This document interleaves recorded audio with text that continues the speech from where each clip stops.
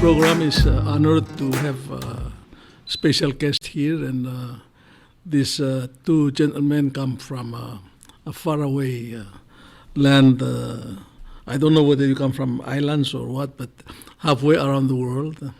And as you know, Palau has diplomatic ties with UAE, and that small country also has been. Have good relationship with Palau, especially they work on the matters of environment. And at one time, I remember those 3-wheel vehicles were running on the street, and the police used them and others. And I was told that they were donated by UAE. So, but this Middle East is, we look at it as a trouble land, trouble area, It's always wars and people shooting each other and ISIS and radical Muslims. So the image is not good. Palauans are afraid, So we're very fortunate that you came here in time. I'm sorry you missed our Independence Day, but I'm very happy that you came here after independence. And then in this program is about freedom of information and open government, and that we enforce and we strengthen our people's right to know what's going on in the country and to express themselves, and for the right of media to get information and share with the people. So on that note, you're here. So, we invite you to the program to tell us why are you here? As I told you when we first met, Palauans in the old days were isolated. So when foreigners come, we say either they come as friend or they come as enemy. So whenever we see foreigners, who's he? Why is he here? What is he going to get from us? And what we can get from him? So you're here. So what have you seen, or why are you here, and who are you? So let's start with who are you? Thank you very much for having us this morning, and it's been a wonderful 3 days spent here in Palau. We are investors, business people, on a private visit here to Palau. We've been involved in business with your neighbors in the Philippines for the past 20 years. And through our friends there, we've heard a lot about Palau and decided to make this trip to come and discover for ourselves this nation that You never heard about Palau before? We've never heard of it. We've seen beautiful photos, and we have been extremely pleasantly surprised by the hospitality and the kindness showed to us in the past few days that we've spent here. And your name? My name is Hadi Abuseedo. My family has been involved in the agribusiness for 4 generations. We import and export all over the world, and have been involved here in Asia, in Vietnam, Philippines, Thailand, China, and have managed to grow the business in Asia and from Africa into the Middle East and back. And your base is Dubai? We're based, the headquarters in Dubai, but we operate all over the world. And you're dealing with food? Mainly fresh produce. Fresh, but like what? Yeah. So out of the Philippines, we mainly import pineapples and bananas. Out of Thailand, we import all the exotics. So anything from mangosteen, rambutan, all the star fruits, pineapples, anything that is delicate, that's mainly flown in by air. Out of China, it's mostly the root vegetables like garlic and ginger.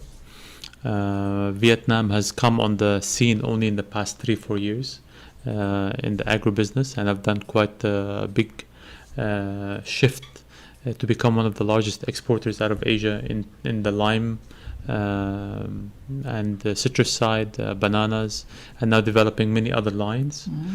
Indonesia on the same side. So it's you can see that the Asian countries have really been investing and acquiring a lot of foreign knowledge to develop their agribusiness in the past years. Wow. As a newly established farmer like me for the last 2 years, I want to have a discussion with you after this for a long time. Fantastic. So let's have you. Good morning. My name is Majdi Ayesh. I always wanted to say good morning, Palau. I've seen that in a movie. Good morning, Vietnam, if I remember well. Yeah, my name is Majdi Ayesh. I'm a businessman. I'm here with my friends and relatives to explore this beautiful country. I've never heard of it, honestly. And this is lack of my information, because I consider myself, reading a lot about every culture in all countries in the world, but I think I missed that out. We came here a couple of days ago, as Hadi just said, and we're surprised, honestly. People are extremely nice. And it reminds me pretty much with our culture.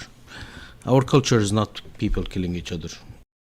You hear this Not in what the you news. see in the news, yeah. Well, of course not. I mean, you should go there. You can ask anybody. There are lots of people from Philippines, a few people from Palau. They live in Dubai. They live in the Middle East, and they don't see or hear any of these things.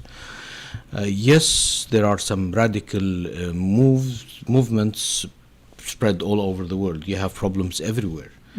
And if you look about what happened today morning in Paris or last night, a guy went in and killed 4 policemen, and he was French, and there's, that happens. People. But when you come to a rich part of the world, rich of oil, which is today till now is the most important commodity in the world. There are lots of people who want to have problems, divide and conquer, make sure that people are separated, people are fighting each other, so it will be much easier to control those sorts of minerals or commodities. Therefore, the stereotype that you hear of is something that was made up just to make sure that people stay away and make sure that, you see us, we're not, we don't like terrorists. Yes. So basically, the moment that we came here, the first thing I've noticed that we're very much alike. We come from different tribes. We have almost the same culture, where family is important, where a country is important, where everybody is related to everybody, and we can relate to that very easily. So when you said that the moment that you receive people, either they are friends or enemies, and who is this and who is that, we are very meticulous, like you. If we sit with somebody, we need to know who the father is, who the grandfather is, where he comes from, what his background, what's his intentions, and that's the first second that you sit with him. And if you know nothing about him, you call somebody and ask, do you know this guy? I've met this guy, who looks that, he claims to be this that. And we build our personal relationship based on this. We also, if you don't mind interrupting, have other commonalities like respect for elders, the same way you have it here, the love for the land, and we work hard on preserving our cultures. The world and the globe is becoming smaller. If you look at countries now, where in the place where we live, there is around over, I think, 200 nationalities living in our cities. In Dubai, around 206, putting in mind that the members of United Nations countries is around 198, if I'm not mistaken. So we have more nationalities in Dubai than the United Nations. And then I understand you have clans, huh? You have clans. Yes, of course. And then, like, how many members of your clan, for example? Mine is around 10,000, but Hadi's clan is bigger than mine. They are around 40,000. Yeah, I would So member of your clan is half of Palau population, and member of your clans are twice of Palau population. Yeah, mainly yes. But Of course, spread all over the world. They all started their own mini clans now, but we all trace our lineage to the same grandparents and same village or city. Also, you can trace your origin to a specific village or city in the Middle East, like Palauans. We can trace through our mother. Yeah, to our yeah. that's The, correct. the moment you village. say the family name, you know where this guy is from. Yeah. Regardless if he lives in the States for the past 50 years, you know that this guy comes from this part. Yeah. But you got, but through your father, not your mother, like us. No, through the father. Through the father. Yeah. Uh-huh. But you also know your lineage through your mother, so you know both sides. We try to we So- start bragging about it. We say that, listen, by the way, my mom also is from a big tribe, and your father is from. No, my father's tribe is better than your father's tribe, and you go with this. You know, it's. So, but tell me, are you like, you're Arabs, right? Yes, we are. And Arabs separate from Jews, separate from Armenians, separate from Turks. No, this See, is not true. Arab is a language, and the Arabs are people who speak that language. It has nothing to do with religion. So you've met another gentleman who's with us on the trip, Mr. Nicholas, Yeah. and he's actually Christian. He's So Syrian. He's a Syrian He's Christian. Syrian origin, Origin, and yeah. yes, he's he's Christian. Christian. So our if you look at the three monotheistic religions, they all come from the Middle East. So the Arabs there's Arab Jews, there are Arab Christians, and Arab Muslims. And they all it- believe in Christ. Christian. The Muslim, of course, yes. This is part of the religion. You cannot be considered as a Muslim unless you believe in Christ and believe in Moses. Yeah. And Tell like- me, I mean, we discussed this. Yes. I mean, in your religion, you're a Muslim. Yeah. You believe Christ is a prophet, Of course he is. and Moses is a prophet. Of course. And in your history and stuff, Christ is an Arab. Yes, he was born in Palestine. Well, he's not Arab because again, Arab is meaning it's the language. Oh, so And it's at that not time- culture. It's not culture. It's no, he's Middle Eastern, and he was born in Palestine. But at that time when he was born, he did not. The Arabic wasn't the language that he spoke, It was the and he Arabics. spoke Aramaic. But you tell me that in Quran, in your Bible, Yeah. Christ is mentioned like Yeah, 80 times, and then Muhammad is only 4 times. Yeah. Well, there is a full chapter about Virgin Mary, and if you read the chapter, and it's there, you can read it on the internet. You can read about Virgin Mary and the things that was written about Jesus Christ and the Virgin Mary. I think it's much holier than any other book on earth. If you look at it, you'll see that Virgin Mary and Jesus Christ were spoken about of high respect, talking about how Virgin Mary was clean, decent, and selected to be the mother of a prophet. And Jesus Christ, yes, was mentioned more than 84 times in the Holy Book, in the Quran. And Prophet Muhammad was mentioned only 4 times, by the way. And if you look at it, that's why people don't read. People just hear from others. And everybody says anything about any religion or any authentic groups, they say it for a reason. If you want to know reality, just read the books yourself. I cannot say anything about the Bible unless I read it. I cannot say that, well, I've heard a Christian said this about the Bible, because this is not authentic. You need to go back to the book, read it, and then you decide for yourself. I think it's also important to mention that if you look at the last conflicts or wars in the Middle East, it wasn't interreligious. It was actually Muslims killing Muslims. So, which takes you back to the fact that this is all political and it's not religious. All religions, all monotheistic religions call for peace, call for love, loving your neighbor. It doesn't say love your Christian neighbor or love your Muslim neighbor. It says love your neighbor. But then politics, money, power comes into play, and people they Use start being excuses, brainwashed and start killing each other. In Quran, do you have an Old Testament and a New Testament like the Bible?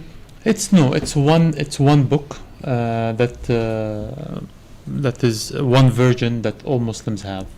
So in the Quran, you have the version of Old Testament, We have a lot of the stories of the Old Testament. We have everything also in we the have, same yeah. in the same book, because it is the Muslims believe the Quran is the continuation of the Word of God that first came out in the Torah, and then the Bible, and then now the Quran was the It's last not a book. new religion. It's just a continuity, and Yeah. it's not something that came out of nothing. If you read the Quran, you talk about all the prophets. You talk about their stories, about Joseph, about Moses, about Jesus Christ, talking Noah. about Noah, talking about what they've done, what they were their miracles. So it's basically, the Quran is like three different major topics. It talks about the stories that happened in the past. It talks about how to behave in your life and how to get God's blessing for whatever you do. It talks about that you have to be a believer, and a believer in God. You don't have to be believer in anything else. Just believe in God, do well, and believe that there is a judgment day. This is the essence. Just let me note that we are not religious scholars. So we're talking from our I'm sorry, I divert this in the discussion. So we just want, the simple message is, I think all religions call for the same thing: respect, love, working together, living in peace, and we all, I think the news makes everything worse than it is. Yeah. So you seem to really understand Quran in the Bible. Yes. Does Quran have this prophecy on what's going to happen to the world? I have not seen that or read that. No, but we know the Bible because I studied in a Christian university. I had to, But in Quran book. in the Quran, I think it tells you a lot about how to be as a human being and how to live your life. But does not. It's not a book of predictions. It does talk about the afterlife, like all other books. About if you are a good human, then you'll go to heaven. If you're not, you're gonna go to hell. Sorry for interruption. In the Quran, all the chapters do not start with you Muslims. It says you believers. So it's not about Muslims. It's about believing that there is one God, and there is a judgment day, and you have to be well. And the same 10 commandments that you have in the Bible, you have it in the Quran. So basically, people use those excuses to separate and make sure that they can manipulate people's mind and keep everybody fighting with everybody. And we know that there are lots of people who benefit out of this. And they have authority over others. Oh yes. Look, this guy is a devout Christian of evangelical sect, the subsidiary of Catholic Church, and I'm Catholic member, so I don't want to go into because so let's talk about old days about business. That's better. So Let me explain the why we have common culture. For example, back in the 60s and the 50s, UAE was basically different tribes living along the coast of the Arabian Gulf. They were not united. They were just different tribes. And then a wise man came in the 60s, and he was Sheikh Zayed bin Sultan Al Nahyan. He was the man with a vision, decided to approach those clans and tell them that, listen, let's unite, let's be one country, because the number is too small for any of us to sustain and get a progressive life. So what he did was he talked to those sheikhs of those different clans. It's like the chiefs. Like the chiefs, yeah. Like the chiefs here in Palau. And they agreed. He agreed first with the Sheikh Rashid bin Saeed Al Maktoum. He was the ruler of Dubai at that time. 1965, they decided to start a unity between these two emirates. 65. Yes, and then they convinced all the other chiefs or sheikhs of the other emirates along the coast that, listen, let's unite. And then 1972, on the 2nd of December 1971, I'm sorry, they got united under the flag of United Arab Emirates. So that's how UAE came about. That's exactly how it came up. Now it was desert. When this happened, I was 5 years old, and we've seen what happened in the UAE since then. And when I look at Palau, I see that there are lots of things in common. We had desert, but you have trees and you have beautiful sceneries. We had to create that. And you were poor. The people there were poor. Yeah, we were living on fishing and Pearl diving. Pearl diving was and one that of was the it, basically. income. And Foreign some- aid, a lot of foreign aid. Foreign aid and trading between India and Saudi Arabia went through that Gulf. So we were like, traders, but very, very. Like a Are they transit hub. islands or what? I mean, No, it's not an It's just- island. It's a piece of Asia. It's next to Saudi Arabia, and it's not But an they are island. mostly like desert and then. It's all desert, yes. So you have UAE. Yeah. After you consolidate these seven tribes, Yeah. and we only hear about Abu Dhabi and Dubai. How about the rest? So Abu Dhabi is the capital and is the largest land size of the country. It's around 83% of the country. Dubai is the business capital. What's the population of Dubai? Dubai is around 3.3 million. How about the other states?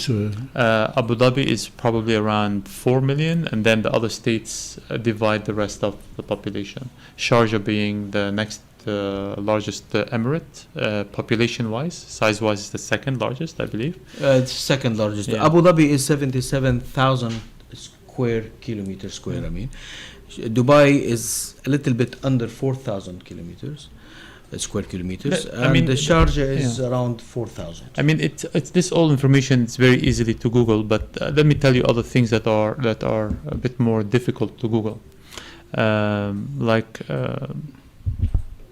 how does a country that has 10 million people, out of which around 1 million are locals and 9 million foreigners, have the lowest crime rate in the world, Okay. and how every culture out of all those 200 managed to preserve its heritage and to live a very decent life where everybody comes to the UAE and has the UAE dream of growing and benefiting. So tell me, you say you have 1 million natives, Correct. like you, and then the rest is here. 1 million, then 9 million foreigners. Correct.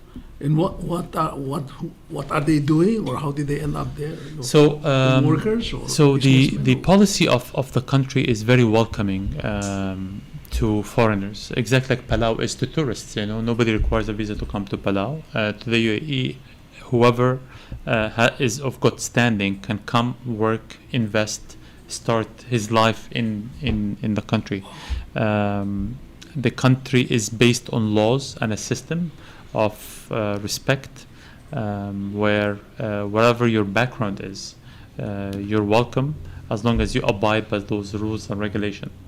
The opportunity is there. The opportunity is there to harness your ideas, to harness your energy, to help you mix with all the different minds, with all the different talents, and help you grow within that very unique business environment. If you look at the unique location of Palau, it's the same situation that Dubai or the UAE has.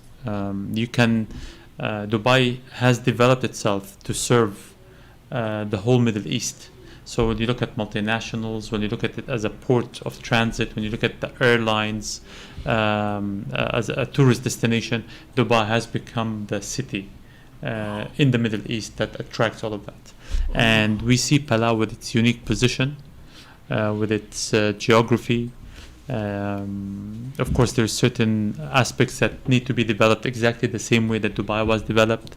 You're talking about infrastructure, direct access for So the you're airlines. like a hub. You're like a hub in the middle, that area. Yes, hub for transit and for airlines business and and for for- communication, If you allow me, any place could be a good hub. You need wise people to make the decision. Wise leaders. Of course, if you have a leader that can make a decision and see where he wants his country to be, then everything is possible. But aren't you afraid that the 9 million foreigners are going to overwhelm the What can the they 1 do? million What native Actually, can they do? the overwhelming. into business, authority, power? If in you the think about it now, society and the 9 million. culture. No, you put the rules and regulation to protect the 1 million. That's one. Two, if you come and feel the mix, how do you preserve the culture of a small population? It's by diversity and by making each one of the foreigners an ambassador for you. So today, all of the 9 million, in addition to the 1 million, know the local national anthem, know the local culture, know the local food, know the local language. What happens? Now you have, instead of 1 million, you have 9 million ambassadors taking your culture to the world. Who makes the laws in Dubai? Are the people elect their leaders to make the law for them? So there is two different ways of operating there. Of course, the tribal leaders, who are now the sheikhs, they are the heads of the emirates, and between them they elect the government, and then there's a national assembly that's elected by the people and recommends laws to the government to be adopted. That said, our governments are very dynamic.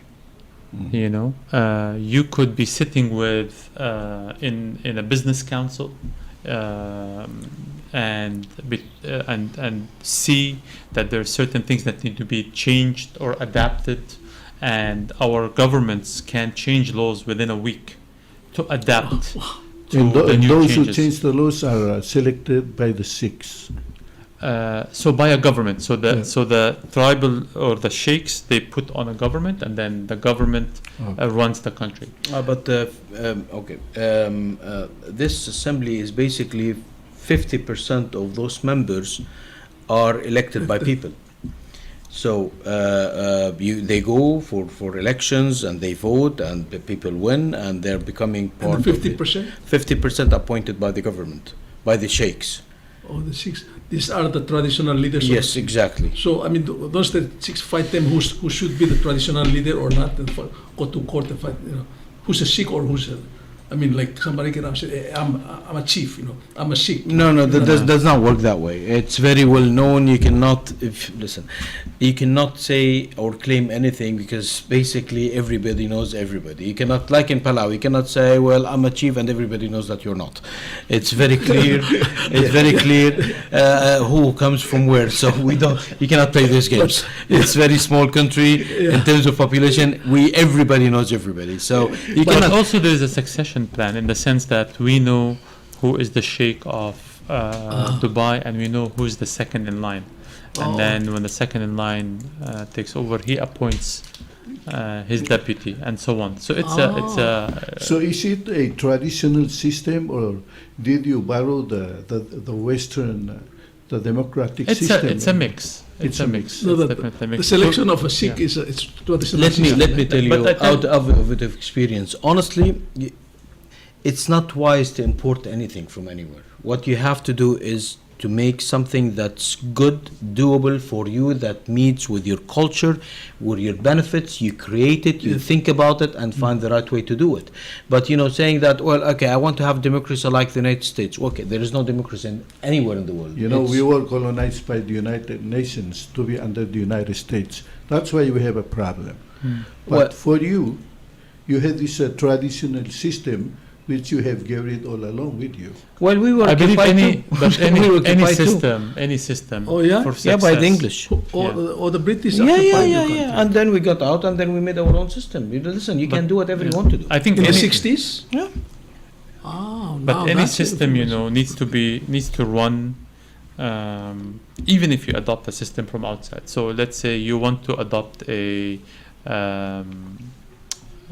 system for investment, or a system for the airlines, or certain rules.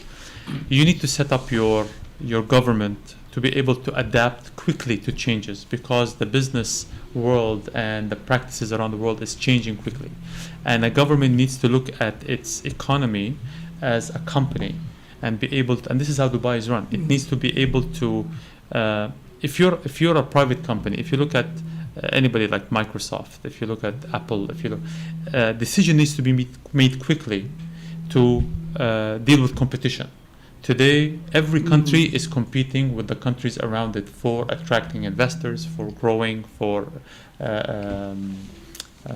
growing its people, making sure that the tourists come in, the tourist money come in. How do you do that? By adapting quickly to rules and regulations. So you can, are you saying that your government can make a new law or a law to change existing law in 1 week? In 1 minute. In 1 second, actually. If they try something and did not work and it's not good for the people and it was a decision that has to, life is too fast. You could make a decision like 10 days ago and you discover today that this is not anymore valid. So you need to either change it, modify it, or cancel it. You need to be very dynamic because life is too fast. And if you keep on going through this bureaucracy of saying no, 90% of people should accept it, 99% you will stay still and they will never evolve. It takes months here to make one law, sometimes years to make a simple law. I Well, mean, if there is an election and people put their trust in their leaders, they should give them the freedom to take the responsibility. And if they don't deliver, if they don't deliver, let them go home. Next election, don't take them. But if you think about it, let's say there's a problem. Let's say there's an investor coming in to build a port. This is just a hypothetical question, and is looking at the different countries around Palau where they want to place their transit hub as a port to build a nice port. Okay. Today they decide, okay, Palau looks good, but we need to be able to bring in foreign workers to manage the cranes because there is no local talent until we develop the local talent. And let's say, and I'm not sure if this is true or false, but let's say Palau does not allow foreign crane operators. It needs to be local.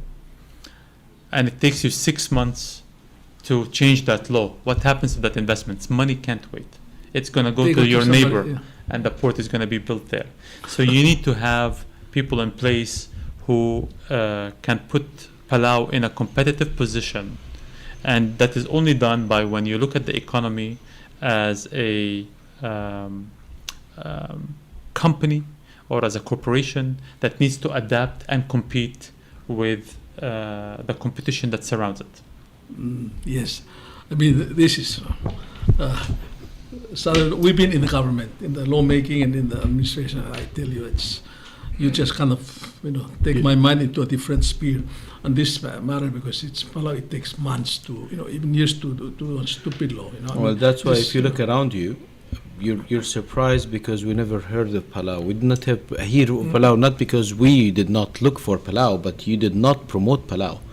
I know about Singapore, I know about Japan, I know about Sand Kids, I know about Palma de Mallorca, Seychelles, Maldives, all the different islands. And there are small islands. If you talk about the islands, there are small islands. Look at the Dominica. I mean, it's in the end somewhere in the middle of the ocean, and we know about it because there are programs people are trying to promote it. So it's not our fault, honestly, that we did not know about it. One of the things I learned about you guys in the last few days is that you also have citizenships of other countries. Like, Yes, for example, yes. you told me you are a citizen of Hungary. Yeah, I have Hungarian And you citizenship. own a hotel there. Yes, I do. By investment, you have, as yesterday Hadi said, remember in our discussion, Sheikh Mohammed, when some people said, Sheikh Mohammed Al Rashid of Dubai, when some people said, well, foreigners are buying lands, he said, well, when they go away, they will not take the land with them. The land will stay here. Nobody will take it away. So let people come, let them help us developing, making our country richer, make our people have future, rather than saying no, we oppose everybody from abroad and we want to preserve. Well, you're there, nobody can touch your identity. People will come as visitors, as guests. They want to have mutual benefits. Nobody will come hit and run. honestly speaking, well, in Palau, you don't have gold mines and people just take the gold and run away. If they want to make money, they have to make money with you. If they want to develop the country and benefit out of that, they are developing your country. You'll be making money as a country, as people. You'll have job opportunities. Yesterday we were discussing the thing about the young Palauans and the youth and the young generation leaving. Well, because they have nothing to stay for. Give them business opportunities. Let them be part of big companies, big investments. Let them run their own country instead of trying to look for a job elsewhere where they get very small salary and their identity will dissolve. And then you're losing your identity. Well, The other topic we were discussing yesterday with your friend Mr. Federico regarding the price of commodities here, the fresh produce in Palau. The way you create value for the locals is by creating competition. The more competitors there are, the more value there is for the locals to when they go to the shops, to the supermarkets to buy. Today, I was amazed to know the price of Filipino products in Dubai, which is much further away than Palau, are cheaper in Dubai than they are here in Palau. So if you want to buy Filipino bananas in Dubai, you're paying 15% of what you pay here.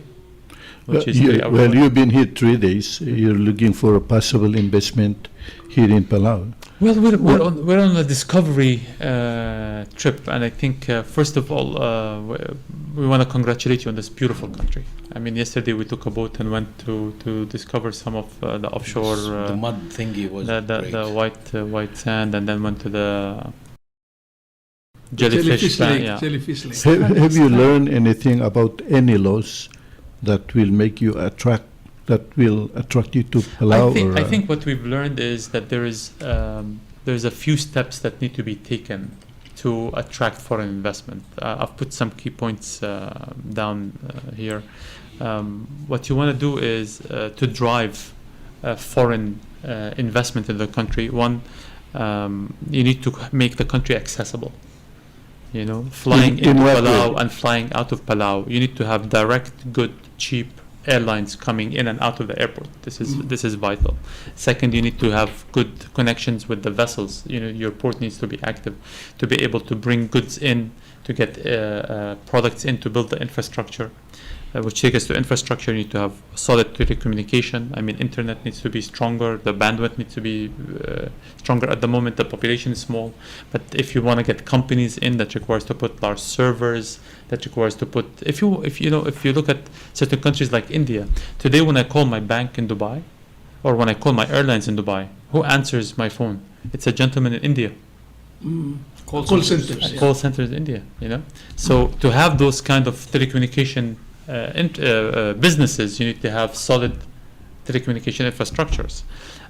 You need to the road network. You need to have solid water supply, electricity, sewage to be able to handle all the influx of or the building of hotels.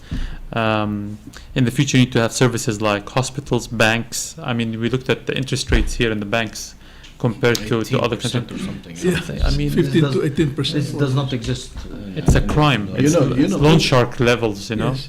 All the things you mentioned, like infrastructure, those are expensive to build. Yeah, well, we're not we asking need you money. to put the money. How we the going to get difference money? the difference is you make other people put their money. How? How? Okay, by changing your laws. What you have is two very important things. A, you have a country that's really beautiful, very attractive. Okay. 1, 2, you have the ability to change your laws. Lots of companies will come and do many things for you, like electricity and the system of BOT, build, operate, and transfer. They come, they build it, they run it, they operate it for 25 years, and then they give it to you as a gift and they go away.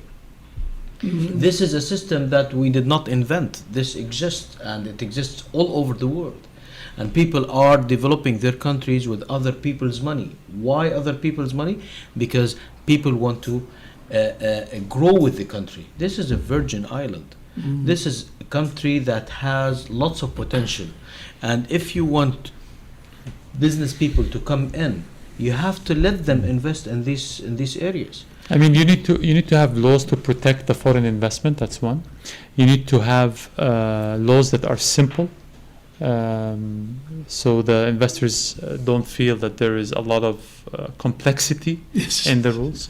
In I mean, Dubai, if you can look get at the company in 4 days online. You don't have to see anybody. so In Dubai, Yeah, tell me yeah. how many days? For 4 days to establish your company. I mean, if before working. You can register a company? Yeah, you can do it online. You don't have to see anybody. you have 26 different free zones in the country that you can actually, if you have all your documents ready, have a company ready in 48 hours. And the government is still trying to speed it up, because if you look at Hong Kong, you can have a company opened within 3 hours. So even when we look at 48 hours and we think, oh wow, that's fantastic, the government is not happy with that and wants to reduce it even further. Here it takes months. Months to, You see where the problem is, sir? You have the problem with the laws. If you want investors to come in, you have gold in your hands. What you have to do is utilize it, change the laws, make sure that this is attractive. People are fighting over investors today all over the world. They will do anything to get to bring investors in. Of investors. course. But you can't have it for months, because no investor has months to come and spend away from his business. People want to establish a company and hire people to manage it and then supervise them and go back home. It needs to be able to be. You need to be able to come in and leave within a week, and have everything established and ready. To say to somebody, you need to leave your work, your family, what you're running, and come here for months just to start a company, not even just to register it, not even to start working. It's impossible. It's like you remind me of somebody who's a bit sick and he wants to get well, but he refuses to take the medicine. Take the medicine. It's in your hand. It's not in our hand. So tell me, I mean, you said you have a hotel in Hungary. Yes. That's in Central Europe. Yeah, it's in Budapest. So yes. tell me, are you a citizen of Hungary? Yes, I am. So I mean, tell me about this citizenship thing, about countries offering citizenship to investors. In Hungary, for me, How it is was that? different. No, I did not get it because I was investor. I got it because of different laws. But if you want to talk about, You had lived there. Yeah, I you lived studied there. I studied at the American University in Budapest, and this is a different story. I got it in different ways. But Granting citizenship, I think Granting that's citizenship, more. Hadi I know. can Granting tell you more about citizenship by investment has helped many nations raise their economy and local population. Countries like the St. Kitts and Nevis, Dominica, Belize in the past, Antigua and Barbuda have put in place programs where they have very strict reviews of the applicants, and they use the investments that come in from those individuals to build all the infrastructures, build the airports, hospitals, roads, and those investors in the same way are granted the citizenship, which is mainly used for travel purposes. I mean, nobody's going to travel to those countries that are very far away to use their hospitals or schooling or so on, but they become ambassadors to that country because of the nature. They are all business people that are of good structure, that are of good contacts, and they use the passport mainly to facilitate their business by easy traveling to other countries. Palau, for example, is granted free access to European countries to travel, and you have countries like, let's say, Jordan or Turkey. You have people there that every time they need to go to Europe, they need to go stand in line in an embassy and apply for a visa, and they would rather have a document because they're too busy, as we were talking earlier, to spend time or so in line to go and invest in a country, and they're granted a travel document. And I think in Canada, Australia, US, I mean, if you invest so much, like 50,000 or even 100,000, now I think it's higher. Then they give you a citizenship. Correct. I mean, So it's in a way Europe, to, in Europe also. I mean, for example, I think Cyprus is around 2 million, but Cyprus Malta is an island in Europe, and it grants national. But again, you're talking. Let's compare Palau to a similar situation countries. For example, Dominica. Dominica is an island that has like less than 15,000 people living there. That's in the Caribbean. Yes. And now, today, everybody knows Dominica. These guys took the money, they invested it.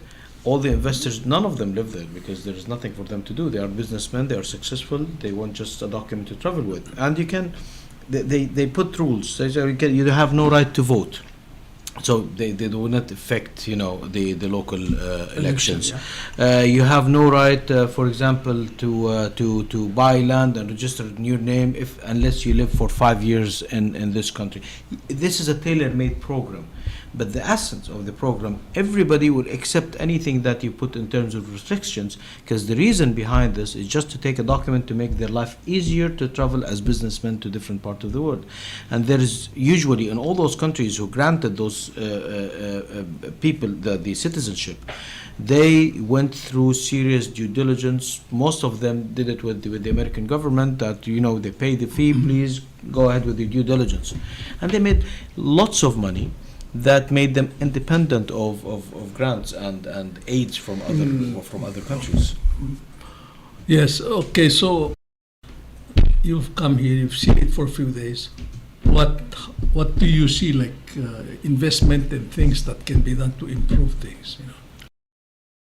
Well, first of all, again, I want to thank the Palauan people and yourself for your great hospitality. The first thing I'm going to do is go and tell all my friends about Palau. And we already sent pictures and videos, and yes, everybody's like, I know, "Wow, this is heaven." I know my wife wants to come my wife very too. soon. Yeah. Let's. I mean, points that we've been discussing in private. One thing is you need to have more options when it comes to 5-star hotels. At the moment you have, I believe, 2 or 3. Two. The one we're staying in is fantastic. I'm not going to advertise on the radio, but there's a lot of room for improvement. The 5-star hotels here are more like 4-star hotels, probably 3-star hotels. Maybe Majdi's thinking of it in other countries.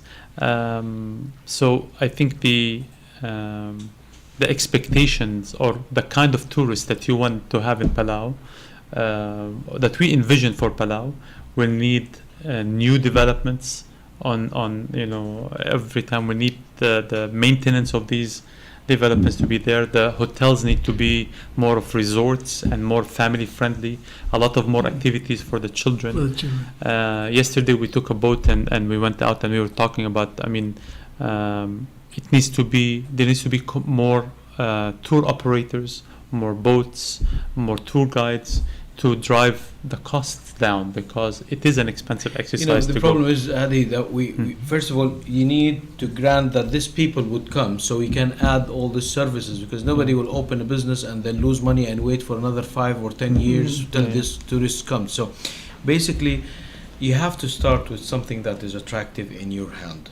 You have to advertise Palau, let people come and discover, and business will come provided that you are lenient and flexible in changing your laws. I don't know the laws of Palau, don't get me wrong. I'm saying that it has to be flexible, investor friendly. People would come and say, well, yeah, I went to Palau, it was very easy, I opened a company, they did their due diligence, I'm a clean businessman, I want to invest, it's a beautiful paradise.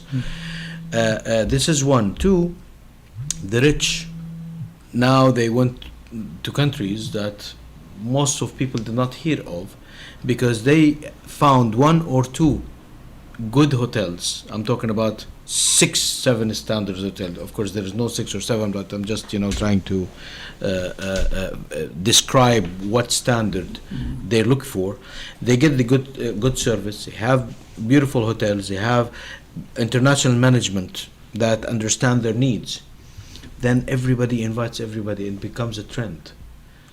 There are, I don't want to mention countries next to you, but it became a trend within no time, because the who is who tried it once or twice. We can get the who is who to come here to try it for You once or mentioned twice. Maldives and Seychelles. You talk about the prices in Maldives, it's crazy. You're talking how about much for a day? last time, I think it was a good hotel. You're talking about $2,500 to $3,000 a night. A night? Yeah. I mean, you need to have diversity in your hotel offerings, So you could have from the 300 to the 3,000, but you need to attract the wide spectrum because if you look at the businesses that will be driven, so you have the people who are coming here to pay between 1,500 to 3,000 a night will need top restaurants also. So you need then the top chefs will come in. The people that are paying between 300 to 1,000, they're going to go to your local restaurants and going to try your local cuisine. You're going to have people going to the local shops. So it's to have the whole spectrum of holiday makers. It drives the economy in all different ways. But you know that by your experience, you came from Middle East to Philippines and from Philippines to Palau, and I think that Philippines to Palau fare is more expensive than from that's true. Dubai to Philippines. That's true. That's true. So the question is, I think it's like, so you realize airline. Yes. That's what to Palau is, and then you have Emirates. I think it's not one of the best in the world. It is indeed, Yeah. yes. So and then you fly to Philippines 4 times. Yeah, a day. Now 4 times a day. 4 times a day. So they can stop in Palau, on the way out or in. And Sir, so you need, again, it's the whole packaging. Honestly speaking, I don't believe that those issues could be solved separately. There has to be a proper program that you tackle all those topics together. Let's say a vision. You need to have a vision A of plan for another 10 years. Where do you see But Palau's you say future that when it comes to vision tourism? only is possible with leaders, Of course. people who shake, make move countries. You don't wait for nobody. Just Yeah, and you then- just make a decision and move on. But I think leaders. It means that people on the wide. I don't know. I'm not very educated in the local government, but I believe every Palauan wants the best for Palau. Yes.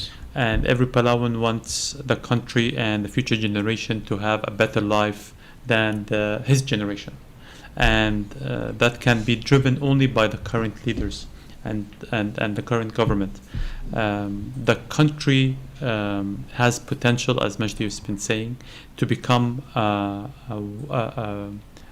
a world destination, tourist destination. That's one.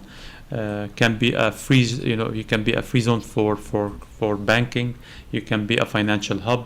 You're 6 hours away from Japan, China, Taiwan, Korea, where all those countries are very rich in industry and a lot of capitalism that would be looking to expand outside their borders. You have a lot of business people trying to look for opportunities around, and you're situated in the right place to be here. And again, you don't need to put all your eggs in one basket. You don't need to put all your money yourself. You need to just make the laws investor friendly, and then the investments will come in. You don't want your grandchildren to still be dependent on foreign aid. You need to be able to say Palau has enough resources to guarantee generations to come. Yes. Let me ask you this. There is an income tax here in Palau, right? And you're taking the income tax from 20,000 people, 17,000 people. I believe that's what I read was the taxpayers are closer to less than maybe 10 or 11,000. 11,000. Imagine if you cancel this income tax. 6%. Cancel it completely. Just waive it, okay? And make it a tax-free country for investors to come in. Then do the math. Your banks will be filled with money. People will want to have a house here. They will have their companies established here, and you'll be making much more money. How can we make I will money? give you an example of Dubai. Dubai has zero income tax. By eliminating the income tax, it will give you the power, the spending. Yes. It will increase your spending Exactly, power. sir. You don't need to put the money. The money that comes to the country should not come directly from a bank account to the government's account. This is not the way it goes. What happens is if you cancel this type of taxes, I'm just throwing an example here, lots of investors will come. They will buy lands. The construction companies will work. The land price will get higher. The restaurants will open up. They need services. Internet companies will come and invest. I will hire more people here. You'll have more people. Yeah. But I mean, if you look at just what would drive trade, you could be making more money on airlines arriving into your airports, on shipping lines arriving to your I will ports. give my employees $10 an hour. Yeah, you see, You know, it's not a foreign. This is not a new concept or a foreign concept. There are many economies that are thriving because of these laws that attract investors. There could be other things that your government can open to that can offer. This is what worked, for example, for Dubai. This is what worked for Bahrain. This is what worked for many other countries. and for Singapore, our Singapore. close to us. Yeah, yeah. So I mean, when I look at the pictures of Dubai and Abu Dhabi, I mean these shiny buildings and highways and stuff like that. Those did not exist in 1965. It did not exist in 95. in 2000. Did not exist. So actually, your country is this bunch of cluster of this sand, dunes or whatever. Yeah. We used to go off road behind the house. We jump, over the. Let me just over tell you the- a story. Until the 70s, until the Not only till the 70s. I remember I was telling Hadi. Does it rain here often in Palau? How much does it rain here? rain. Train. Does it rain often in Palau? Yes. Rain, yeah. Well, let me just tell you, when we used to go to school in 93, 94, when it was my high school Yeah, days, well, your high school. my now high is school much higher days, than that. if it rained for 3 hours consecutively, everybody went home because the city would flood. This is the kind of infrastructure we had in the early 90s. 3 hours of consecutive rain, the country would be gridlocked. And the houses were shacks. I mean, they were not. It's very simple. very Electricity simple, would yeah. go on and off, and so. But Look Very at it today. look at it today; it's a world class. So you can say that in 10 years or 10, let 20 me- years, when this boom Well, happened, It's still continuing. It's continuing. It started with a vision long time ago, but it takes time to implement that. It takes time to promote your country. It takes time. It doesn't happen overnight. But what happens is today, for example, for Palau, you don't have to reinvent the wheel. What you have to do is just look at other people's experiences. In earlier days, we were not really exposed to what happened in different countries because there was no internet. People had to travel, go stay there to understand and come back with a couple of things and try to implement it. Today, you have people like us, and you'll have many people who are much better than us, will sit with you and tell you what could be done, what has been done in different places. In 1997, I was telling Hadi, I was driving over a bridge in Dubai, and His Highness Sheikh Mohammed, the ruler of Dubai, said that he has ordered to create the Department of Touristic and Tourism Promotion Board. yeah. Yeah. And Investment Marketing Board department. And I was like, we have no tourist area. I mean, what are we promoting? when was this? 1997. No And, tourist. I mean, what do you want to show them? And then in no time, he created everything for tourists to come. Now we have 15 million tourists coming to Dubai every year. 15 million tourists. Let me just tell you something about Dubai Airport. Dubai Airport currently is one of the top 3 airports in the world, and it in the last statistics I read, it has 20 million passengers coming into the city, 20 million passengers going out of the city, and 20 million people transiting via the airport without even going in. Total number had is around 90 million. 90 million now. 90 million passengers. A year through going Dubai through airport. that airport. So what happened is that Dubai became a hub for other airlines, not just Emirates, to transit And via. that didn't exist in year 2000. Well, No, Emirates Airlines started in the but 80s. definitely not in 2000. In the In the 80s, but in terms of the number of the 90 million, it's been growing since the year 2007. But that is what, Emirates is the most well-known airlines out of the UAE, but the UAE has 5 different national airlines now. Every state pretty much has an airline. Dubai has 2 airlines. Sharjah has one, Abu Dhabi has one, there is, we were talking about 5. in the 70s, No. was not like My But I friend, can- in I the can- 90s, it was not like this. So But the story- one thing is that the population all had the vision. The locals, the foreigners, people who are there. Everybody saw the vision of the leaders, and pushed for the vision. All of us understand that we are the face of Dubai. When people come and visit, when people want to do business, when people want to come on holiday, we all believe in the vision of the leaders, and we all drive for the same vision. And we are here in Palau even promoting that. So the story of Dubai is almost similar to that of Shenzhen in China. It was a town of 26,000 fishermen, Yes, and now it's a bustling city in China. yes, correct. Correct. And like Stories all Singapore, over I the think. world. Yeah, Yeah, Singapore. 9 million, 10 million population Yeah. after 10 years. It's beautiful to know the history. The question is how to How use that history in happened. your favor. You learn, you implement. You don't keep on, I'm not talking about Palauans because I don't know. I'm just saying in general. You don't just, be so closed and afraid of change, because change is very important. Change could be good. Movement is good. But the first thing that our leaders decided to do, is to make sure that we get education. That was the most important. They said money is not important, oil is not important, nothing is important. What's important is a person. The person is very important because this person will lead one day. And look at the results. So let today. me ask you a question. How many, what percentage of your young people are leaving Zero. Dubai to go overseas? Zero. For minus education, one? yes. high. For education. Yeah. But So- to work, to go and stay there in Europe, or go, because you guys are very No. Minus one, minus two. I think there's no migration outside the country. There are people who go outside to learn, to experience. We just had our first astronaut in space. He Yeah, just said last- his first last astronaut in week, space yeah. last week. But they all come back. Everybody. Well, You know what? Not only come back. People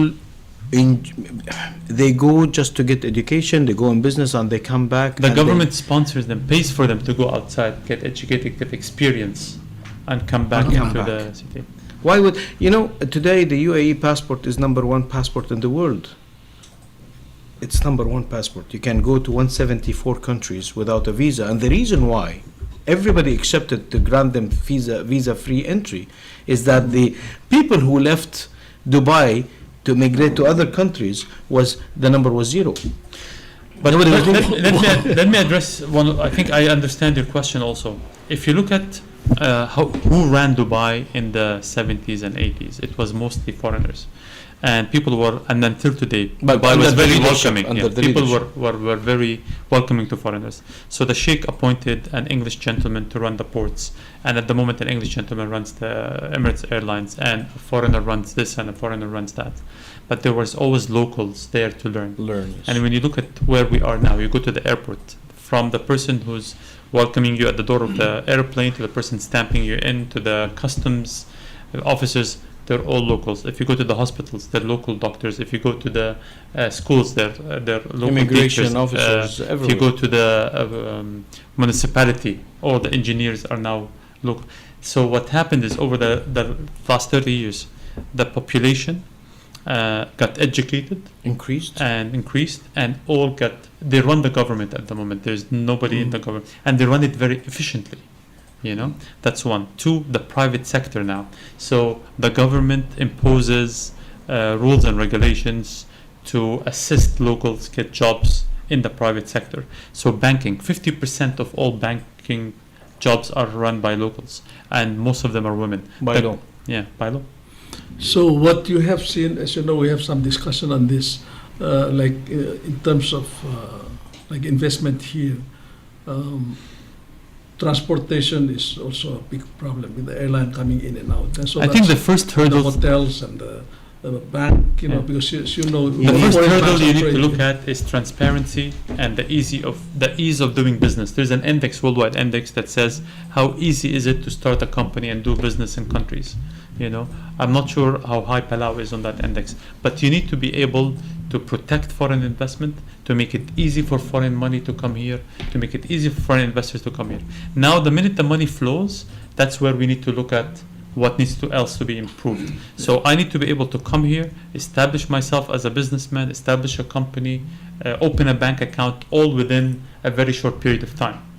You know, when you arrived at the airport here, you can see it's under renovation. Correct. And it's a foreign investor that is willing to put Invest. up money Japanese. Yeah. and manage it for 25 years. And that will give in to us. Yeah, this is But, BOT. But business also, rate of transfer. the great thing was, one of the positives here is we were able to clear immigration and get a telephone number within 10 minutes. That's a very positive thing, because you don't want as a visitor or a tourist to be stuck in an Yes, immigration yeah. line for an hour. You want to be in and out as Yes. fast as possible. That said, our phone lines, we had to buy phone SIM cards, local SIM cards, because our SIM cards don't work here, although it works in every other country in the world. So you So- got it at the airport. So we got it at the airport. So there's a positive that it was easy to get a SIM card, but it's not positive that there isn't a dual agreement with the telecommunication companies abroad to. You don't have it with our local carrier, so my phone does not work, his phone does not work, so we had to use the local phone. Which is not a bad thing, because I mean, for the last 2 days it was Oh, it our was phones were not ringing. You know, what I really suggest is that there has to be a plan for the coming 10, 15 years. You have to sit together. The leaders should put the plan. We have a problem with airlines. We have problem with the labor, with the electricity. Just put the problems down, and you have to have a vision how to move forward, because you can't simply will say, I will go fix the airport today and then we'll see what next will come, and then you think it doesn't work that way. You have to have a plan. That gets to a certain result, and the result is to make this country known, rich. And it's very easy to make such a country rich that has 17 or 20,000 of population. It's the easiest thing on earth. You're going to make Moses run for the next election. It's also it's very important to learn from other experiences and other countries that had the similar situation. I just want to mention something, because one of the hurdles to opening up Palau to foreign investments and foreigners was the fact that the locals are worried about the local culture and how it's going to affect the local people. Yes. If you look at a country like Maldives, which is a Muslim country, and now they're attracting millions of foreign investments and foreign tourists coming in. Yeah. One of the decisions that the country took was, okay, we're Muslims, we don't want alcohol, so you cannot get alcohol with you into the country. But the minute you get to the resort, the resort provides alcohol for the foreign. So you can't protect the local customs, you can't protect the local laws, you can't protect the local population, and you can work with being culturally sensitive to the local population. But it needs to be driven. And as we say, when you put a law, it's a human law. It's not a Bible, it's not a Quran, it's nothing. We are all bound to make laws that need to be changed. You need to be flexible enough to be able to change, to adapt to the local culture and to the there foreign are countries today that still work with the laws put in 1947. They did not change, and I can name those countries, but there is no need now. There are countries that they were still working with the laws that was put after the World War II. Correct. And that's why they are still where they are today. And that's why you have a lot of the young populations leaving, going to other countries and not coming back. You You want Palau to be a country yes. where people want to come, the locals want to come back and live and thrive in. We've had this program for 4 years now. This program, and I have never, interview, people, like you, because one, I think the first time that Arabs or wherever you are come to the station and talk. We're business people. Yeah, and then Business for Palauans to hear, now that a lot of people have heard you, I think, they really think twice. And also, I'm happy that you are frank and open about this, because I know when you talk about this, and some people say, "Hey, how come they're foreigners and they come and talk about our country and about We're talking about our country. Yeah, Talk about yours. I think the world is, as you said, is getting smaller, and Yeah. I think we can learn a lot from others, and also get others to invest in our Yes. country, and then. But I think the key is to have make win-win investment. Of as you Of said course, once. of course, it has to be one. Yeah. In our culture, when somebody used to seek for advice, and went to Wise men. the wise man or yeah, a sheikh or a yeah. tribe leader, asking for advice, he used to ask him for a camel in return for the advice, because advice cannot be given for free. And the reason was that if I give you the advice and you pay a camel, which worth a camel, that's money today, then you will do this advice. When we give an advice, we don't understand, we don't love Palau the way that you do, but we understand because we were there. We were giving our experience because we've been exactly where you are today. And if I give you, if we share those thoughts and memories with you, we do it because we believe that you have something that could be really great. But all what it needs is just somebody to polish it, and I believe to add to that, you have won our hearts, and we're definitely going to come back here as friendly visitors and tourists, and bring more of our family and friends to visit. And we hope that we can bring our friends, investors, and our money to come and place in this beautiful country. Sadhu, we're coming to a close, so say your piece, because I know this guy is.